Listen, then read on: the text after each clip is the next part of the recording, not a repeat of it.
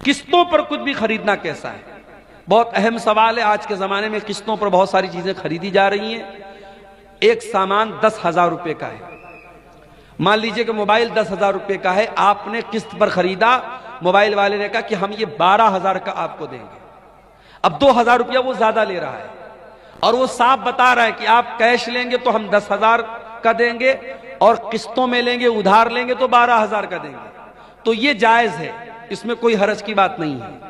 لیکن آج ہمارے یہاں جتنے بھی قسطوں پر سامان لیا اور دیا جاتا ہے، یہ بینک کے تھرو لیا جاتا ہے، دکاندار آپ کو نہیں دیتا ہے، وہ بجاج فائنانس کے ذریعے، HDFC کے ذریعے یا کسی بینک کے ذریعے لون پاس کرتا ہے اور وہ بینک سے پورا پیسہ لے لیتا ہے۔ بینک آپ کو قرضہ دے رہا ہے، اور جب بینک آپ کو قرضہ دے رہا ہے تو بینک سے آپ نے سامان نہیں خریدا ہے، بینک سے آپ نے قرضہ لیا ہے، اور قرضے میں آپ جب بینک کو پروفٹ دے رہے ہیں تو بات یاد رکھیے کہ قرضے پر پروفٹ لینا بھی حرام ہے اور پروفٹ دینا بھی حرام ہے۔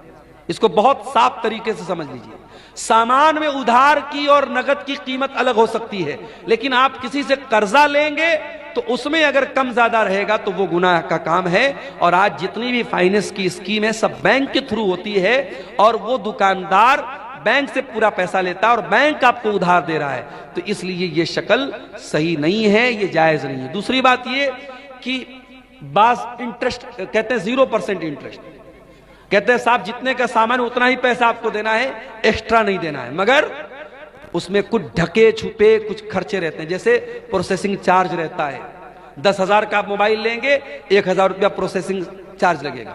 اس کے بعد اگر آپ نے مہینے کی پہلی تاریخ کو EMI پے نہیں کی، ایک دن گزر گیا فوراً 100 روپیہ پینالٹی لگ جائے گی، 10 دن گزر گیا 1,000 روپیہ پینالٹی لگ جائے گی۔ تو یہ جو پینالٹی لگ رہی ہے یہ بھی سود کی ایک شکل ہے، جائز نہیں ہے۔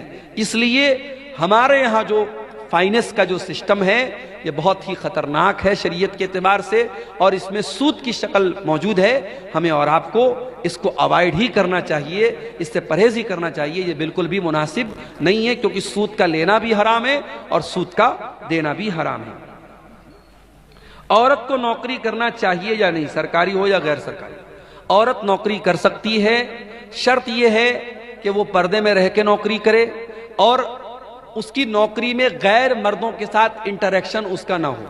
اگر اس کو غیر مردوں کے سامنے جا کے کھڑے ہونا پڑ رہا ہے، ان کے ساتھ تنہائی اختیار کرنا پڑ رہا ہے، غیر مردوں کے ساتھ اکیلے میں ملنا پڑ رہا ہے، تو پھر ایسی نوکری عورت کو نہیں کرنا چاہیے۔ اس لیے کہ جب کوئی عورت کسی غیر مرد کے ساتھ تنہائی میں ملے گی تو اللہ کے نبی فرماتے تیسرا وہاں شیطان ہوگا اور وہ شیطان اپنا کام کرے گا۔ آج بہت سارے آفیسز میں عورتیں کام کرتی ہیں سیکریٹری کے طور پہ اور باس کی نوکری کرتی ہیں، اور اس کے بعد بہت سارے ان کے ساتھ معاملات پیش آتے ہیں۔ تو شریعت میں اگر پردے کے ساتھ اور عزت اور شرافت کے ساتھ اگر کوئی نوکری عورت کو مل رہی ہے تو وہ کر سکتی ہے، لیکن یہ بھی یاد رکھیے کہ نوکری کرنا یہ عورت کا کام نہیں ہے، عورت کی ڈیوٹی نہیں ہے۔ کما کر کے لانا مرد کی ڈیوٹی ہے۔ اگر مرد کی کمائی سے گھر چل رہا ہے، سکون کی روزی آ رہی ہے تو اسی پر اکتفا کیا جائے، بلا وجہ عورت سے نوکری نہ کرا جائے۔ لیکن اگر عزت کے ساتھ اور پردے کے ساتھ عورت نوکری کرنا چاہے تو کر سکتی ہے، کوئی حرج کی بات نہیں ہے۔